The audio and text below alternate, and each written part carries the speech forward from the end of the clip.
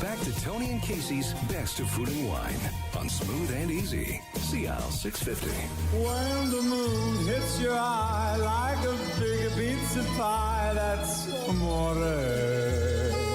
Oh, man. When the world seems to shine like you've had too much wine, that's long lunch or what? I was where have waiting been? for you, Tony, You've in the couple's massage room. hugging Italians at lunchtime? Or? Yes, always. Great to see you back. Joining us now is another Italian, Riccardo Tedeschi. Welcome back to the Hi. show. Good afternoon. Great to see you. you. You enjoying your time in Vancouver? Yes, very much. I heard the music. Yeah, they're just having fun. They're having fun with you. Yeah, it's a great city. Always a pleasure to come here. Yeah. So So you just mentioned you're enjoying the festival. It's well run in your so opinion. well organized. Yes. Yeah. So you don't really have to do much but show up and actually perform at the booth. Yeah. It's true. And especially I met a lot of restaurateurs. We are really well prepared. They make a great question. And That's great. I'm impressed by the level of, I would say, sommelier, and Yeah. it's great here. People know a little bit about Valpolicella, a little bit, but you're going to Yes. help us learn a lot more. We try. Yeah. Is it Sure. challenging for people to drink this wine? Is there a perception that maybe it's... Yes, it's okay. Amarone is doing great. Ripasso is doing great. We have also some news like single vineyard Valpolicella, so it's also a surprise for many people. But what Especially to taste single vineyard Valpolicella after Ripasso. They ask why, but So how do you explain Valpolicella easily? Like it's a region, it's a wine, it's a, Yes. how do you tell consumers get started? Valpolicella is a region fundamentally, and is all they say the area north of the Verona, going from west to east.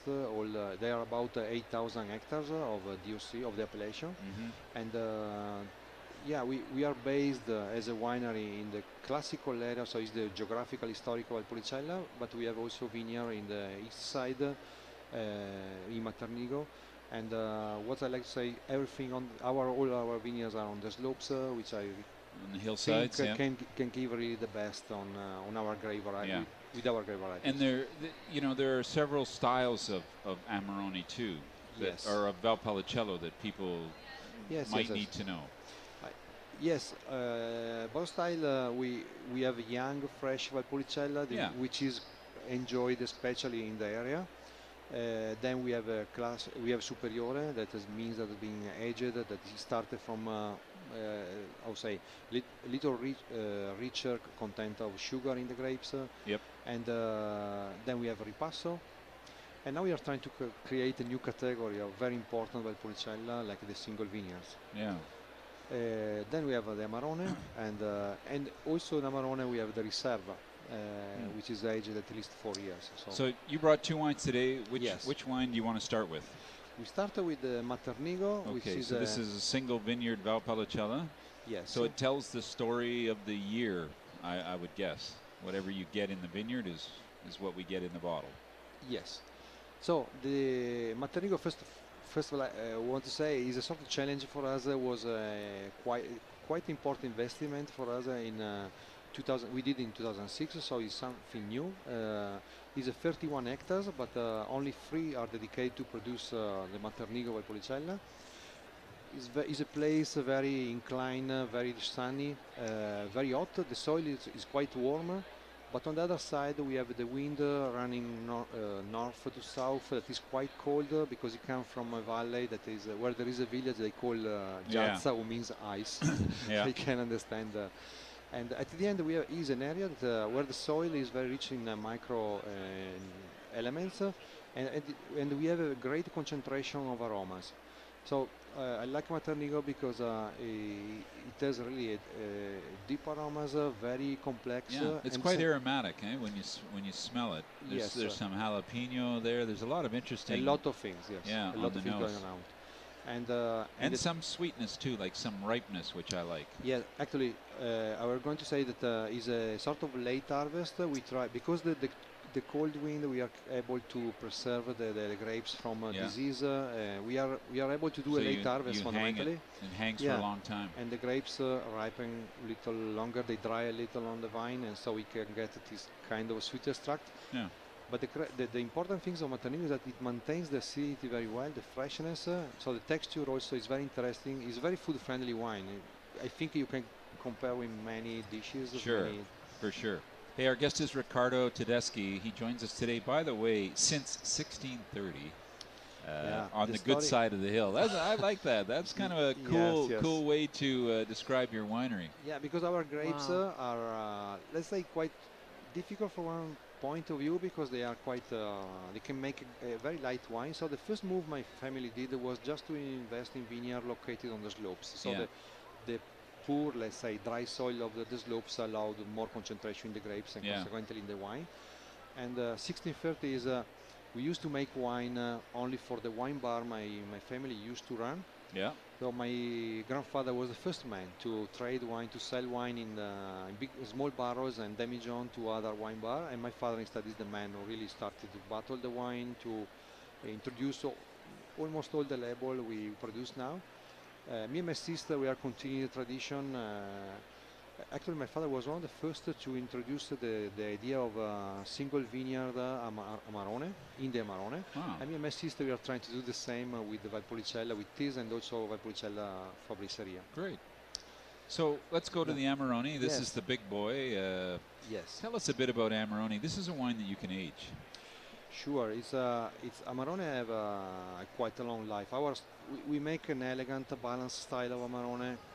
We do lively acidity, a lot of freshness, because I think we work quite well in the vineyard, but also we dry the grapes at cold temperatures, so only preserve the aromas as much as you can. So the nose is a mix of fresh fruit, dried fruit naturally, and a lot of spiciness. It's very complex wine. The evolution of Amarone is quite particular. He ripens quite fast in the first years in the bottle. Then he reaches a sort of peak. After that, he slow down on the ripening. So we always say 10-12 years from the vintage start the best moment to enjoy Amarone by itself. Before, you need a very good dish to accompany. And something special for going to the dish, actually, something special about Amarone is that it stands very well spicy food. So we have this Amarone in Indian restaurant, Thai restaurant, Caribbean restaurant. Yeah, it'd be very good in Vancouver. We have a lot of Asian food. Yes, so it sort of cools down the spice, or if you have a spicy dish. You know, the sweet extract of Amarone, I think it absorbs a little the hotness, and they combine quite well. Jeez, that's a great idea. I never thought of that. Do you have a favorite dish that you like to have with Amarone? Okay, our typical dish is braised beef. Yes. Okay, we have different kind of braised kind of meat in our place, but beef is the most common. And risotto alla Amarone is a great combination with radicchio. Yeah, I was thinking so. And what about a cheese? If you picked an Italian cheese for Amarone, what would that be? Parmesan. Like an old one? No way. Is let's say not too old. I think between 12 and 24 months. Could we get a piece of Parmesan yeah. Reggiano? What about Pecorino?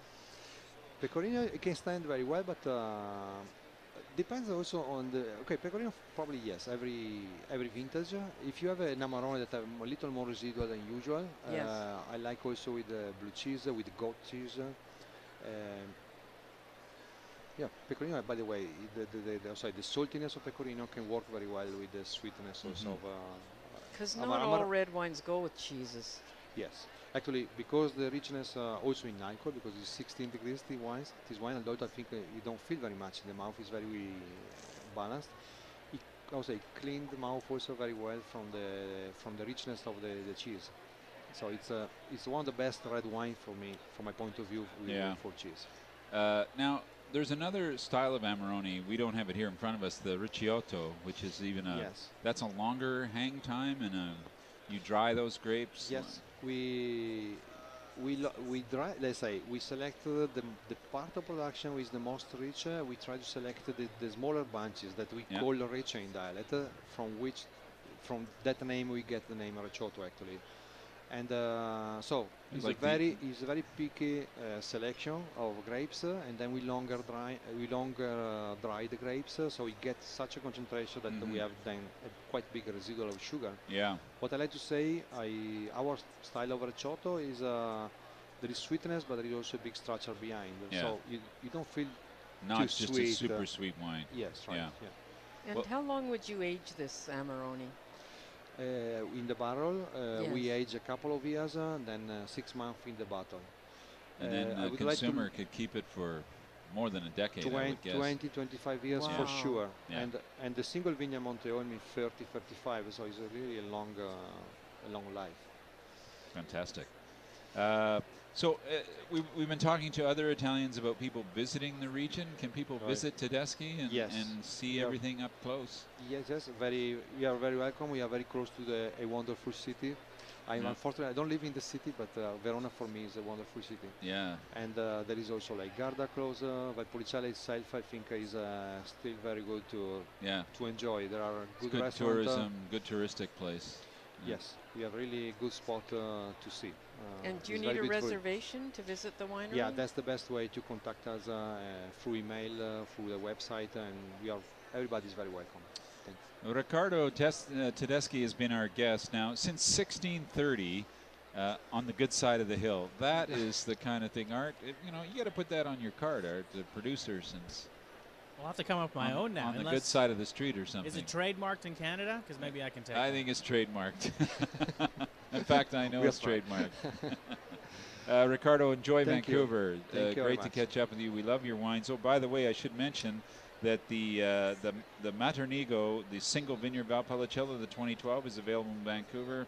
It's listed in government stores for $34.99, and the big boy, the Amarone del Valpolicella, is the 2011, and you can find that in government stores at $48.99.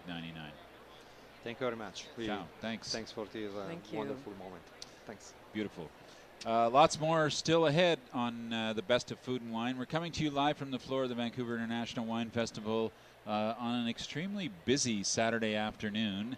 And the buzz is it's a quiet buzz. It People are is. tasting. They're not partying. It's more fantastic. serious. Yeah, more serious. A lot of education going on. Stick around. We'll be right back. This is Tony and Casey's Best of Food and Wine on Smooth and Easy. Sea Isle 650.